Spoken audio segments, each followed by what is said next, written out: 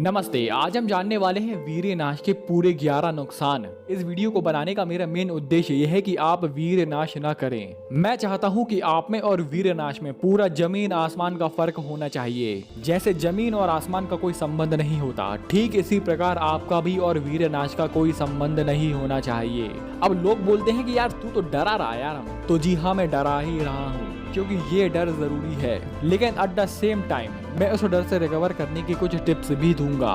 तो आओ अब हम आगे बढ़ते हैं और शुरुआत करते हैं पहले नुकसान से कि ज्यादा वीर्यनाश करने से मन गंदा हो जाता है, शरीर का क्षय होने लगता है और आत्मा में उत्साह की कमी हो जाती है। शरीर रूखा सूखा और दुबला पतला हो जाता है और उसके शरीर में अंदर ही अंदर उसके अंदर जो कॉन्फिडेंस होना चाहिए उसकी कमी हो जाती है।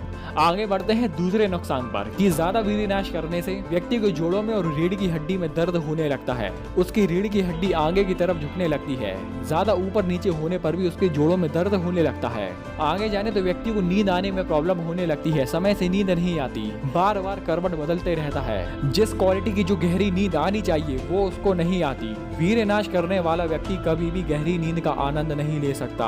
आगे जाने तो ज्यादा वीर्यनाश करने से व्यक्ति की जठर अग्नि धीरे धीरे धीरे धीरे कम होने लगती है, जिससे जो भोजन वो कर रहा है वो अच्छे से डाइजेस्ट नहीं होता और फलस्वरूप उसके शरीर में कई अन्य रोग भी पैदा होने लगते हैं। और आगे जाने तो व्यक्ति के स्नायु मंडल यानी कि नर्वस सिस्टम और उसके माइंड पर बहुत ही बुरा प्रभाव पड़ता है। व्यक्ति का मस्तिष्क खोखला होने लगता है, बुद्धि कम होने लगती है, स्मरण शक्ति मेद शक्ति भी कम होने लगती है और धीरे धीरे करके उसको मानसिक और शारीरिक रोग घेर लेते हैं। उसका वीर्य निकलते समय उसके हृदय पर बहुत ही बुरा धक्का पड़ता है। और आगे जाने तो वीर्यनाश करने से उसकी संतान निर्बल पैदा होती है, जिसमें व्यक्ति के द्वारा किए गए कुकर्म उसकी संतान को भुगतना पड़ता है। और आगे जाने तो ज्यादा वीर्यनाश करने से व्यक्ति का स्वभाव चिड़चिड़ा होने लगता है। जो काम करने में जितनी स्फूर्ति होनी चाहिए, जितनी ताकत होनी चाहिए, जितनी दम होनी चाहिए, वो लगातार कम होती रहती है। जो काम करने की इच्छा होनी चाहिए, जो लगन होनी चाहिए, वो धीरे धीरे करके खत्म होने लगती है।